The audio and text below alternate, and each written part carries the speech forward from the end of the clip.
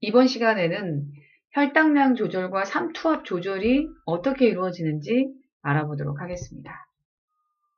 일단 저혈당일 때, 그러니까 우리가 밥 먹기 직전에 너무 배가 고플 때, 이럴 때를 생각하시면 됩니다. 뭐 사교시 때 이럴 때 자기 몸 상태가 어떠할지 한번 상상을 좀 해보도록 하시기 바랍니다. 단식을 했다거나 아주 과격한 운동을 했다거나 이랬을 때는 당이 많이 떨어진 상태이기 때문에 혈당량을 높이려고 무진장 애를 쓰게 됩니다. 그래서 혈당량을 조절하는 과정에 혈당량을 높일 수 있는 방법은, 자, 일단은 먼저 이렇게 배가 고프다, 당이 부족하다라고 하는 것을 간내 시상하부에서 감지해 내겠죠. 그럼 이것이 직접 어딘가를 갈 수는 없기 때문에 누군가에게 명령을 내리게 됩니다. 자, 어떤 장기에서 혈당량을 높일 수 있게끔 작용을 하는 것인가 생각했을 때 혈당량에 관여하는 장기는 이자와 부신이 있었죠. 그래서 이 지금 이자와 그 다음에 콩팥 위에 얹어져 있는 바로 이 부신이 작용을 하게 됩니다. 자, 어떻게 하는지 좀 알아볼게요. 일단 지금 배가 고프다, 당이 떨어졌다라고 하는 부분은, 그러니까 지금 사교시, 우리가 12시 한 50분 됐을 때, 사교시 수업 시간에 얼마나 힘든지를 한번 상상해 보세요. 그때 엄청 배고프잖아요? 자, 그 상태에서는 좀 급박한 상황이다라고 몸은 판단하겠죠. 당이 많이 떨어지니까. 그래서 이때는 이제 신경, 좀 빠른 속도로 당을 높일 수 있게끔 신경에게 명령을 내리게 됩니다. 호르몬도 있지만 급박한 상황, 위급한 상황이다라고 판단하게 되면 신경 중에 교감신경을 통해서 이 당을 높이게 되죠. 그러니까 위급한 상황에서는 우리가 교감신경을 이용하게 되는 거죠. 보통 당이 부족하다, 이게 남는 것보다 부족하다라고 하는 거는 위급한 상황이다라고 볼 수 있기 때문에 교감신경을 통해서 일단은 이자를 건들게 됩니다. 자, 이 이자는 호르몬을 만들어내는, 혈당량에 관여하는 호르몬을 만들어내는 랑게르 한스섬이 있다고 그랬죠. 이 랑게르 한스섬에 알파세포와 베타세포가 있는데, 특히 이제 이 당이 떨어졌을 때 혈당량을 증가시키는 것은 바로 알파세포에서 나오는 글루카곤이죠. 이 글루카곤의 표적 기관은 바로 간입니다. 네, 간으로 가서 이 포도당의 양을 증가시킬 텐데, 그 방법은 이 간은 포도당을 뭉쳐서 저장하는 글리코젠이라고 하는 다당류 형태의 탄수화물이 보관되어 있습니다. 이것을 잘잘 쪼개서 바로 포도당을 만들게 되면 이 포도당이 자연스럽게 혈관 안으로 들어가서 혈당을 높이게 되겠죠. 자, 이렇게 해서 포도당으로 만들어주게 됩니다. 그래서 사실 이 저혈당일 때 관여하는 신경은 위급한 상황이기 때문에 교감신경, 부족한 상황을 위급한 상황으로 감지하는 거죠. 그리고 호르몬은 글루카곤과 또 우리가 아드레날린, 그리고 당질 코르티코이드 이런 게 있다고 했었죠. 이 글루카곤은 이자에서 나오는 것이고, 그 다음에 아드레날린은 부신 속질에서 나오게 됐었죠. 또 하나는 당질 코르티코이드는 부신 겉질에서 분비가 됐었습니다. 자, 다시 한번 정리해 보자면, 이 저혈당인 상태에서 일단은 배가 당이 떨어지는 것을 감지하는 것은 간내 시상하부. 간내 시상하부가 교감신경에게 명령을 내려서 알파세포에서, 이자의 알파세포에서 글루카곤이 나오게 하겠죠. 이 글루카곤이 가는 표적 기관은 간이 되겠습니다. 간으로 가서 글리코젠을 포도당으로 만들어준다라는 거죠. 또 하나의 방법은 또 이 교감신경을 시켜서 부신 속질을 자극하게 되죠. 그럼 부신 속질에서 이제 아드레날린이 나와서 이 아드레날린 또한 간으로 가게 돼서 간에서 이 글리코젠을 포도당으로 바꿔주게 되면 혈당량이 증가하게 되는 것이죠. 자, 잘 머릿속에 상상을 하면서 당이 떨어졌을 때 내 몸이 어떤 식으로 반응하는지를 한번 다시 정리해 보시기 바랍니다. 간내 시상하부가 일단 감지하게 되면 교감신경에게 명령을 내리게 되고 이자의 란게르 한세섬의 알파세포에서 글루카곤이 나오게 되죠. 또 하나의 방법은 부신 속질에서 아드레날린 또는 에피네프린이라고도 합니다. 이것을 분비하게 되면 간에서 글리코젠을 포도당으로 전환해서 이것이 혈액 안으로 들어가게 되면 혈당량이 증가하게 되는 것이죠. 또 하나의 방법은 보통 우리가 다이어트, 단식을 했을 때 내 몸 안에 뭔가 당이 들어오지 않는다라는 것을 서서히 이제 이 몸이 감지하게 되면 호르몬, 호르몬까지도 서서히 이제 가세를 해서 혈당을 높이게 됩니다. 근데 이제 호르몬의 경우, 호르몬, 물론 다 호르몬이긴 하지만, 특히 이제 그 우리가 뇌하 수치에서 나오는 신경이 아닌 부신 거칠 자극 호르몬 기억나죠? 이 부신 거칠 자극 호르몬도 부신 거칠을 자극해서 이 부신 거칠에서 호르몬을 나오게 하는 거죠. 부신 거칠에서 나오는 호르몬은 뭐라고 했나요? 코르티코이드가 붙는다고 했었죠. 겉질이 콜텍스인데 이 겉질에서 유래한 코르티코이드가 나온다라고 했습니다. 이것이 이제 당을 증가시키는 호르몬이다 보니 당질 코르티코이드다라고 표현하게 되죠. 이 당질 코르티코이드는 단백질과 지방을 포도당으로 바꿔주는 역할을 하게 되죠. 이 호르몬이 잘 나오지 않는다면 지방이 이렇게 포도당으로 전환이 되지 않기 때문에 사실 살이 안 빠지는 결과를 가져올 수도 있겠죠. 자, 어쨌든 이 당질 코르티코이드는 이 포도당으로 만들어냄으로 해서 단백질과 지방을 그래서 이 포도당으로 인해서 다시 혈당량이 증가하게 되는 것이죠. 다시 한번 정리해 볼까요? 간내 시상하부에서 감지하게 되고 단식을 했을 때 뇌하수체 전엽에서 호르몬을 분비시키죠. 부신 겉질 자극 호르몬. 그런 부신 겉질에서 당질 코르티코이드가 나오게 되고 이 당질 코르티코이드가 단백질과 지방을 포도당으로 전환시킨다라고 볼 수 있겠죠. 이렇게 해서 혈당량을 증가시키게 된다라고 볼 수 있습니다. 이번엔 고혈당인 경우 너무 과하게, 그러니까 밥을 먹고 나서 이제 점심시간에 밥을 먹고 나서 몸 안에서 이제 어떻게 또 올라간 것을 내릴 수 있느냐, 너무 과하게 먹었을 때 내리려고 하겠죠. 너무 이제 여유가 있는 많은 상태인 경우에는 교감신경이 아닌 부교감신경이 작동할 테고 호르몬은 유일하게 혈당량을 감소시키는 인슐린이 작동을 하겠죠. 자, 그래서 똑같은 원리입니다. 일단 간내의 시상하부에서 감지를 하겠죠. 아, 당이 너무 많네? 라고 감지를 하게 되면 부교감신경에게 명령을 내려서 이 이자의 베타세포에서 인슐린을 분비를 촉진을 시키게 되고 이 인슐린은 포도당을 다시 글리코젠으로 바꿔주는 간으로 가겠죠. 간에서 포도당을 글리코젠으로 바꿔줌으로 해서 혈액으로 나가는 포도당의 양을 줄이게 되는 것이죠. 이렇게 해서 혈당량을 감소시키게 된다라고 볼 수 있습니다. 상상하세요. 간내 시상하부에서 일단 당이 너무 올라간 것을 감지하게 되면 부교감신경이 작동하게 되고 이제 란게르 한세섬의 베타세포에서 인슐린이 분비가 되죠. 그러면 간에서 포도당을 글리코젠으로 전환하게 됩니다. 사실 그런데 인슐린은 간으로 가는 것도 있지만 실질적으로 세포로 훨씬 더 많이 갑니다. 세포로 가서 이제 어떤 식으로 해서 혈당량을 줄이는가 간단히 좀 보도록 하겠습니다. 자, 선생님이 보여줬던 영화 한 편인데, 자, 인슐린이라는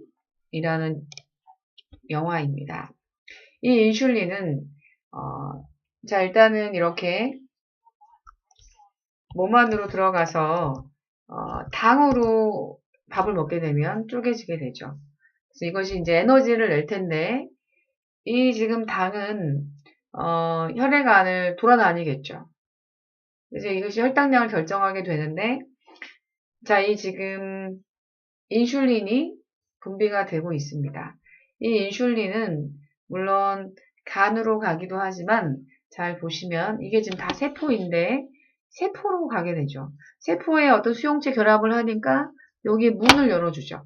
그럼 포도당이 이 문으로 들어가서 여기 안에서 이 포도당을 재료로 해서 에너지를 내게 되겠죠. 그럼 혈당량이 결과적으로 줄게 되는 결과를 가져오게 된다라고 볼 수 있습니다. 그러니까 포도당이 여기 안에서 이제 산소와 결합을 해서 에너지를 내기 때문에 포도당을 산화시킨다라는 표현을 쓰게 되겠죠. 그래서 이 세포에서 포도당을 산화를 촉진함으로 해서 혈당량을 감소시킨다라고 볼 수 있습니다. 자, 이렇게 해서 혈당량을 조절을 했고요. 자, 이번에는 삼투압 조절을 어떻게 하는지 좀 보도록 하겠습니다.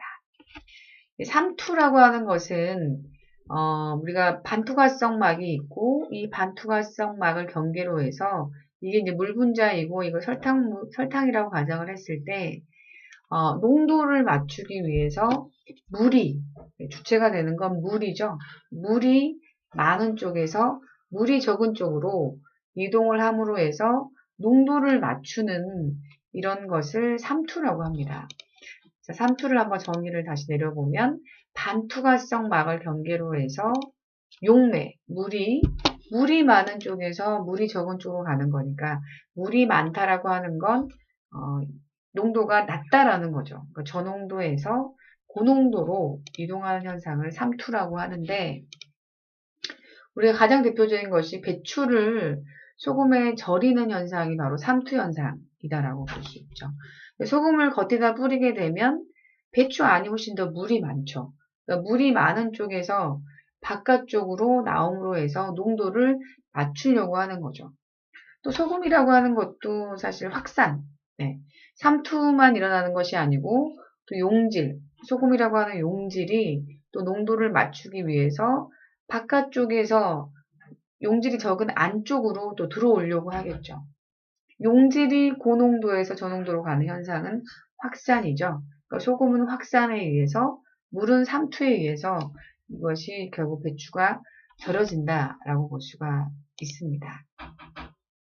자, 그러면 이 물이 저농도에서 고농도로 가려고 하는 것이 삼투인데 이 물이 가려고 하는 U자형에서 봤을 때 힘이 생기겠죠. 이 물이 저농도에서 고농도로 가려고 하는 힘을 삼투압이다 라고 표현을 하게 됩니다.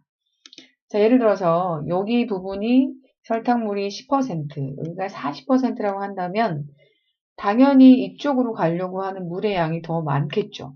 여기가 더 진하니까 그만큼 물이 더 많이 이동을 해서 농도를 맞추려고 하겠죠. 그래서 이 농도가 진하면 결국 삼투압, 이동하려고 하는 힘도 커진다라고 볼 수 있습니다. 자, 그래서 이것은 몸에 한번 비유를 해볼게요. 예를 들어서 이제 우리가 뭐 아주 짠 걸 많이 먹었다. 치킨 한 마리 혼자 다 먹었다. 라고 지금 예를 들었었죠. 그 치킨 한 마리를 먹었다고 가정을 했을 때, 자, 여기 비유를 한번 해볼게요. 여기 부분은 이 지금 여기 세포가 있는 여기 물이 들어있는 이 부분이라고 보고 여기 부분은 지금 여기 혈관 부분이다라고 볼게요. 여기에 지금 진한 것이 들어가게 되면 여기에 농도가 진해지게 되면 삼투압 이쪽으로 이제 농도를 맞추기 위해서 여기에 있는 물이 여기로 들어가겠죠. 다시 말하면 혈액의 농도가 증가하게 되면 결국 삼투압도 증가하는 결과를 가져온다라고 볼 수 있습니다. 바닷물을 이제 마시게 되면 이런 결과 물이 계속 들어가다 보면 여기에 있던 세포들이 쪼그라들겠죠. 세포의 기능을 상실해서 잘못하면 죽음에도 이르게 되는 결과를 가져오는 것이죠. 여기서 말하고자 하는 것은 혈액의 농도는 결국 삼투압을 결정한다라고 볼 수 있습니다. 그래서 농도는 삼투압과 일치한다라고 봐도 무방할 수 있겠죠. 그래서 삼투압을 나중에 농도라는 말로 바꿔도 됩니다. 자, 요렇게 표현을 하면 나중에 조금 더 이해가 더 쉽다라고 봐지기 때문에 요렇게 한번 기억을 하는 게 좋을 것 같아요. 자, 우리가 만약에 보세요. 여기도 삼투압 조절도 하나의 그 피드백 과정을 거치게 되는데 지금 운동을 엄청 격하게 해서 물이 모자란 상태다 라는 것을 간내 시상하부에서 감지하겠죠. 이게 지금 원인이 되고 그 결과 물을 지켜야 되겠죠. 물이 오줌으로 나가는 것을 막아야 한다는 거죠. 우리가 이제 막 운동을 했을 때 물을 마시지 않는다는 엄청난 갈증이 나고 화장실을 가지 않게 되죠. 그 이유는 사실 몸 안에 물을 지키려고 하는 노력을 하기 때문이에요. 자, 물을 어떻게 지키느냐. 그 방법은 일단 간내 시상하부가 뇌하수체의 항이뇨 호르몬. 네, 물을 지키는 호르몬이죠. 항이뇨. 오줌이 나가는 걸 막는다. 이런 의미를 가지고 있는데 항이뇨 호르몬을 ADH라고 합니다. 안티듀레틱 호르몬. 그래서 이제 이 안티듀레틱 호르몬 ADH가 콩팥으로 가게 되면 여기서 이제 세뇨관에서 여기 혈관으로 이 물이 지흡수가 되게끔 도와줍니다. 여기에 이제 항인 호르몬이 결합할 수 있는 수용체가 있는데 여기에 결합을 하게 되면 여기 문이 더 많이 열리게 되고 그만큼 물이 더 몸으로 다시 혈관으로 돌아가게 하는 것이죠. 그러면 이쪽으로 오줌으로 나오는 양을 줄일 수 있게 되는 것이죠. 그래서 원인은 물이 모자란 게 원인이면 그 결과 물의 재흡수, 콩팥에서 물의 재흡수를 촉진함으로 해서 다시 물이 몸 안으로 돌아감으로 해서 물의 양을 어느 정도 유지할 수 있게 되는 것이죠. 더 부족할 경우에는 이제 갈증이 나게 해서 계속 이제 물을 마시게 신호를 보내겠죠. 어쨌든 간에 물이 모자랄 때는 재흡수를 최대한 촉진해서 물의 양을 지키려고 노력하는 것이 바로 피드백 과정이다 라고 볼 수가 있겠습니다. 여기서 이제 우리가 조금 잘 기억해 둬야 할 것이 항이뇨 호르몬, 안티듀레틱 호르몬. 이 호르몬은 바로 물을 지키는 호르몬이다라고 볼 수 있습니다. 물이 못 나가게 하는 호르몬이다라고 볼 수 있는 것이죠. ADH를 꼭 기억하시기 바랍니다. 자, 반대 작용을 하기 전에 다시 한번 정리해 볼게요. 만약 혈장 삼투압, 혈장이다라고 하는 것은 이제 혈액의 액체 성분을 말하죠. 혈액이 결국 삼투압, 혈액의 농도가 증가했다라는 것을 의미합니다. 그래서 이렇게 되면 시상하부에서 감지하게 될 테고, 그러면 이 시상하부에서 뇌하수체에 명령을 내려서 ADH의 분비를 증가시키겠죠. 그러면 여기서 증가가 되면 얘가 이제 물이 세뇨관에서 모세혈관으로 들어가게 하는 거죠. 물의 재흡수를 촉진하게 되고 그렇게 되면 오줌으로 물이 못 나가겠죠. 물이 못 나가게 되면 오줌은 진해지겠죠. 그래서 결과적으로 오줌 삼투압, 오줌의 농도는 삼투압을 농도로 바꿔도 되니까 증가한다라고 볼 수 있습니다. 결과적으로 오줌의 그 농도가 혈액의 농도를 대변하고 있어요. 오줌이 너무 색깔이 진하다, 뭐 이렇게 된다면 이것은 결국 혈액도 진하다는 것을 대변하는 거죠. 혈장 삼투압과 오줌 삼투압은 비례관계에 있다. 이 삼투압 길이는 비례관계에 있다라고 하는 것을 꼭 기억하시기 바랍니다. 반면에 오줌의 양, 이 물이 다 이 혈관으로 돌아갔기 때문에 오줌의 양은 줄겠죠. 오줌 생성량은 감소한다라고 볼 수 있습니다. 다시 정리해 볼게요. 체액의 삼투압, 혈액의 농도가 높다라고 생각하시면 됩니다. 그러면 수분의 양을, 몸 안에 있는 양을 지켜야겠죠. 증가시켜야 하기 때문에 ADH의 분비는 물을 지켜야 되니까 증가하게 되고 콩팥에서 수분 재흡수도 당연히 ADH 때문에 증가하겠죠. 그렇게 함으로 해서 이 올라갔던 것을 내리게 되는 거죠. 네, 요거는 이제 향상성을 유지하는 결과라고 볼 수 있습니다. 증가했을 때 이런 과정을 거쳐서 감소를 시켰다라는 의미가 되고 결국 이 체액의 삼투압이 높을 때 수분 재흡수가 증가를 했기 때문에 오줌의 농도는 오줌 삼투압은 증가하겠죠. 네, 물이 다 몸으로 돌아가고 용질만 나왔다고 가정하면 오줌의 농도는 증가했다라고 볼 수 있습니다. 또 오줌은 밖으로 나오지 않았기 때문에 오줌량은 감소하겠죠. 반대로 이렇게 막 맥주라든가 뭐 수박이라든가 참외라든가 뭐 이런 물이 많은 이런 성분들을 먹었을 때 수박 한 통을 다 먹었다고 가정해 볼까요? 이랬을 때 혈장 삼투압, 혈액의 농도는 감소하겠죠. 그러면 굳이 ADH의 분비가 될 필요가 없는 거죠. 감소가 되고 그러면 물이 이제 들어가지 못하기 때문에 물의 재흡수는 감소하겠죠. 그러면 오줌은 물이 많아지겠죠. 그러면 오줌 삼투압은 감소하겠죠. 그리고 오줌 다 물이 오줌으로 나오기 때문에 오줌 생성량은 증가한다라고 볼 수 있습니다. 그래서 오줌의 색깔이 너무 묵다, 거의 물과 같다고 한다면 혈액의 농도도 그렇게 옅다라고 하는 것을, 낮다라고 하는 것을 짐작할 수 있겠죠.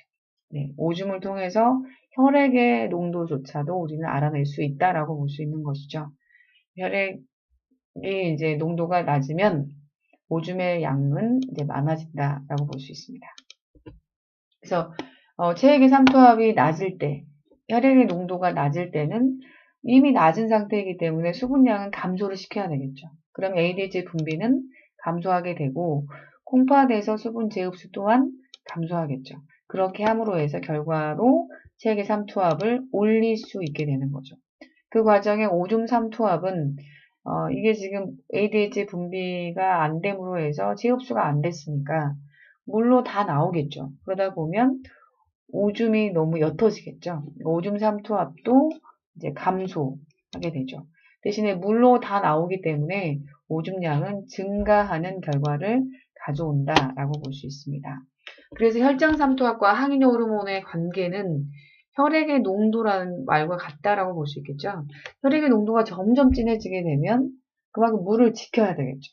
물을 지키려면 항인 호르몬이 분비가 되겠죠. 비례관계에 있다라고 볼 수 있습니다. 혈액이 진해질수록 할 일이 많아지기 때문에 항인 호르몬이 많이 나오게 되겠죠. 자, 이 그래프도 되게 중요한데 예를 들어서 우리가 물을 섭취했다고 가정을 해보겠습니다. 물을 섭취하게 되면 혈장 삼투압은 감소하겠죠.